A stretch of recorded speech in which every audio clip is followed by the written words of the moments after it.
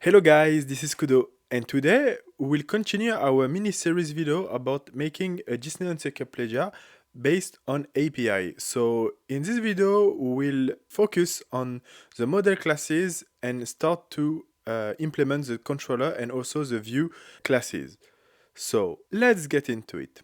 So first thing, what I will need to do, so I will start to create three scripts. So let's create the first one. So it will be, so model, so model class generic, so generic encyclopedia, so encyclopedia. All right. I will also need to create, so let's also create the controller. So let's create a controller, so controller encyclopedia. Okay. And I also want to create a view. So let's create a view encyclopedia. So encyclopedia.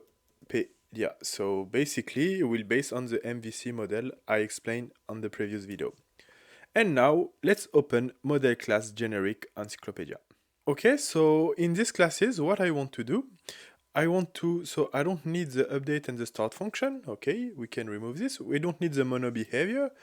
And what I want to do, I also want to add some using namespace. So let's add using system. So using system. Okay. And now let's create our JSON classes to be able to deserialize some field. So remember, in the simple way, I deserialize basically directly into here, like that. So it was very easy, but I want something very nice and maybe I can reuse for my other project. So this is why I call this one model class generic encyclopedia. So what I want to do, I want to put here a parameter, so t, like this. Don't worry, I will explain what is t basically. And I want to have some conditions, so where t is classes. Where t is a class. So basically, it will allow me to make an inheritance of this class on my other class, and I will put this parameter of this class, and we can use basically this this code over there on my other classes. So let's create a public static t, and let's call this one deserialize. Okay, and it will take in parameter a string. So a string, let's name it JSON, because basically this is a JSON I want to deserialize.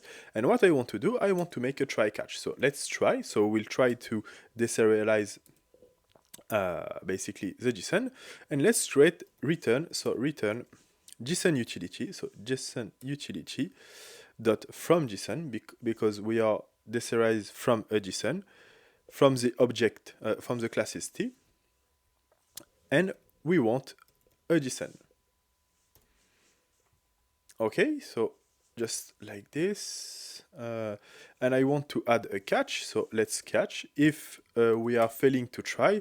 So let's put debug.log maybe warning, so log warning. Okay, and let's put deserialize, so deserialize failed for the object, and let's put the JSON of the object, and we want to return null, so return null. Okay, like that, and don't forget the semicolon. Okay, so basically here it's the same as here. So just the only difference is, instead of putting a specific classes, I just put t, so I can pass whatever classes I want. So this is why it's very nice to have this little generic stuff. So this is why I don't like this way, because it's too much specific for me, and this can be used in any class and any other project I want. So this is very nice. So this is why I make this video especially for this type of code. So we can save this, and basically what I want to do, I also want to create the model. So basically, remember, the model was based on this, remember we got the data simple way, the info simple way, and the character APR response simple way. So what I want to do, I just want to copy paste this. Okay, so let me just copy paste this like that. And what I want to do, I just don't want to, I want to rename the classes. So this one should be datum. So let's rename this. So datum character. So character. Okay. The other one, so the info simple way, let's rename this info. This is why I change basically the name over there, because I don't want to misunderstanding with this new tutorial. And the last one, let's name it so character APR response again. And what I want to do, I just want this to be inherited from the model generic class encyclopedia. And as you can see, I got some error over there because it wants me to add a parameter. So the parameter will be the character over there. So because he is waiting for a classes. So just let me put this over there. And what I want to do here, I want also to rename, take the other classes, so info, and this one, the datum. Datum character, okay. Just I just want to, because datum is over there first, like this. Okay, we can save this, and I think we are good right now. Okay, so remember in the other video, we were able to retrieve the JSON because it was only handling one character. But right now, if I try to make a request, so if I just basically try to call this API, so this one, so get all characters. So let me head back to Safari.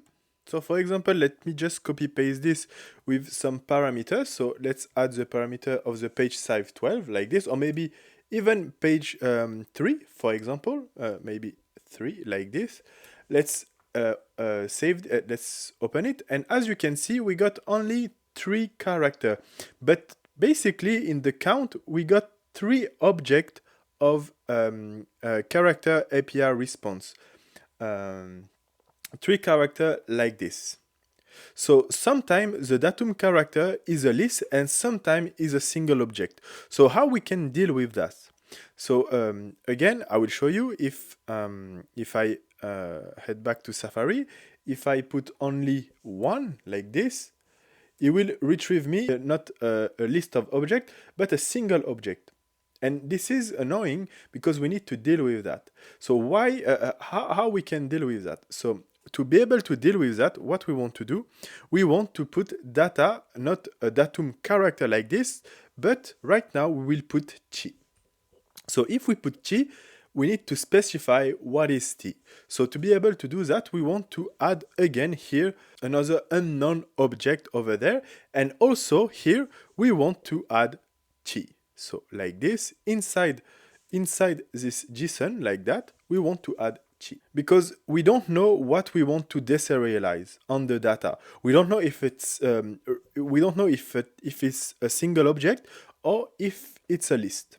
So this is why we need to have some generic thing. So I hope you understand how this sync works, but don't worry, in the controller, in the next video, I will show you how this sync will work. So if you don't understand this, do not hesitate to comment this and I will be glad to answer you. So now we can save this and we start to basically making the controller and the viewer. So we can right now, I don't need the update function, but what I want to do, I want to have a singleton of my controller. So let's create a private, so static controller encyclopedia. So controller encyclopedia, and I want to create basically the controller encyclopedia. So controller encyclopedia like this, and because it's it's a static, so I want to put like this encyclopedia instance. Okay. And also what I want to do, I want to create a public static controller, sorry, controller, so controller encyclopedia, call instance. All right, and inside this instance, what I want to do, I want to make a getter. So basically, I want to get, okay, and inside the getter, what I want to do, I want to check if, basically, if the controller encyclopedia.instance, consider our encyclopedia instance equal to null, we want to instantiate it. So what I want to do, I want to make a controller encyclopedia, so encyclopedia instance will be equal to find object. So we'll try to find object of type. So find object of type, and we want the type of, so type of controller encyclopedia.